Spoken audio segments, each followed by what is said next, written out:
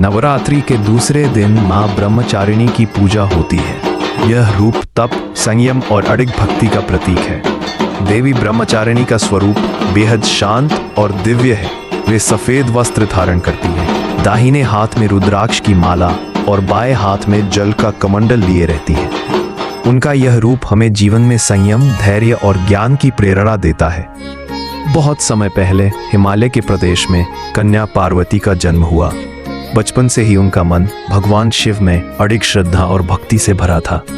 पार्वती का स्वभाव इतना दृढ़ और साहसी था कि उन्होंने भगवान शिव से विवाह पाने के लिए कठोर तपस्या करने का निर्णय लिया। उन्होंने स्वयं को भौतिक सुखों से दूर कर लिया और मात्र फल, फूल और पानी पर जीवन व्यतीत करने लगी। शुरुआत में पार्वती 100 वर्षों तक केवल फल और जल पर निर्भर होकर अपने जीवन को साधना में बिताया। उसके बाद उन्होंने अपने आहार को और भी कठोर कर दिया और केवल शाकाहारी भोजन पर निर्भर रहीं।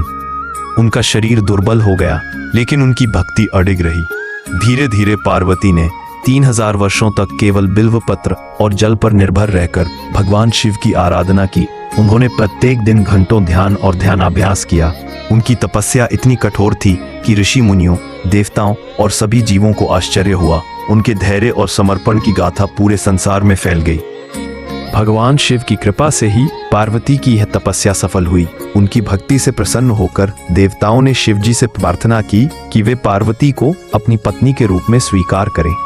अंततः भगवान शिव ने पार्वती को अपने चरणों में स्वीकार किया। इसी कठिन तपस्या और अडिग भक्ति के कारण पार्वती को ब्रह्मचारिणी कहा गया। मां ब्रह्मचारिणी का जीवन हमें यह सिखाता है कि भक्ति और तपस्या का मार्ग कठिन होता है, लेकिन इसका परिणाम अत्यंत फलदायी होता है।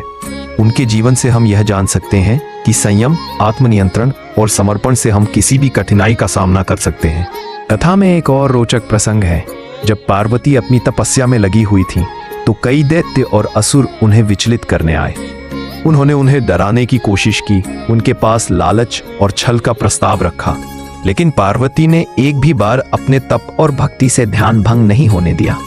उनका धैर्य और साहस देखकर सभी दैत्य भयभीत हो गए और भाग खड़े हुए। इस तपस्या के दौरान पार्वती ने यह भी सीखा कि जीवन में कठिनाइयां हमें मजबूत बनाती हैं। उन्होंने न केवल अपनी इच्छाओं को नियंत्रित करना सीखा, बल्कि अपने मन को शुद्ध और स्थिर भी रखा। यही कारण है कि मां ब्रह्मचारिणी का रूप आज भी हमें आत्मनियंत्रण और साहस का प्रतीक माना जाता है।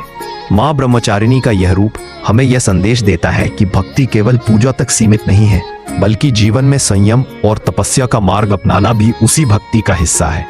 उनके चरित्र से हम ये सीख सकते हैं कि यदि हम अपने मन और इंद्रियों पर नियंत्रण रखते हैं और अपने लक्ष्य के प्रति अडिग रहते हैं, तो कोई भी कठिनाई हमें रोक नहीं सकती। नवरात्रि के इस पावन दिन मां ब्रह्मचारिणी की कथा को याद करना और उनकी भक्ति करना हमारे जीवन में सकारात्मक ऊर्जा और स्थिरता लाता है। उनकी कृपा से हमारे मन में धैर्य, शक्ति और ज्ञान का वास होता है और जीवन की हर चुनौती आसान लगने लगती है।